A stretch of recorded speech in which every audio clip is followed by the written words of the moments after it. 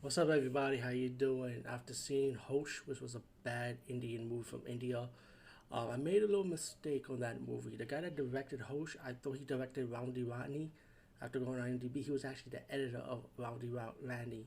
Thank God. That would explain why this movie was actually good, Rowdy Rani. And I'm surprised the editing was actually good in this movie too. But Rowdy Rani, this was a movie I saw before Hosh, and I remember enjoying it. And I was forced to go on YouTube to find it again, to see it again. Rowdy Rani is a movie from 2014, and it's a movie from India, and the movie is comedy and action. Now the action scenes are like there's some CGI that are very cheesy, of course, wire work, which you could tell. But this movie is so enjoyable. I'm gonna tell you why, because of that lead actress, and let me say her name right. Hopefully, Rani Chatterjee, and it is her performance in this movie was fantastic because she's so likable, and you was just like this movie for her just being in it.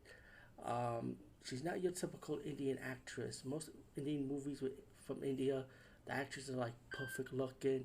She's like she's beautiful, but she's like average size, like little chubby, thick Indian girl lady pretty much. But that's what I like about her because it makes her believable, and her sense of humor is fantastic.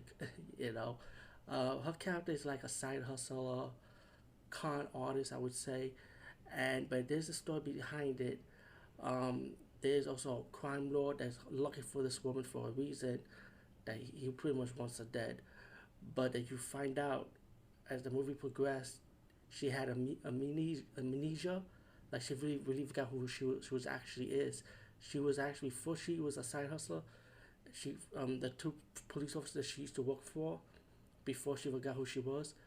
They help her get her memory back, and they let her know that you were actually our inspector. You were actually a police chief of this territory, and the warlord had something to do with her death. But the warlord in the beginning of the movie realized that she was alive and she had to be executed.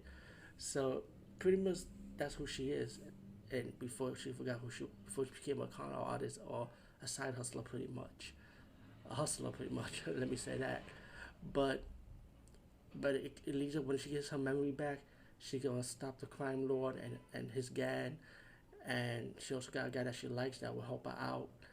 And you see there's a nice fight scene, a very comical fight scene though, but it goes with the movie anyway.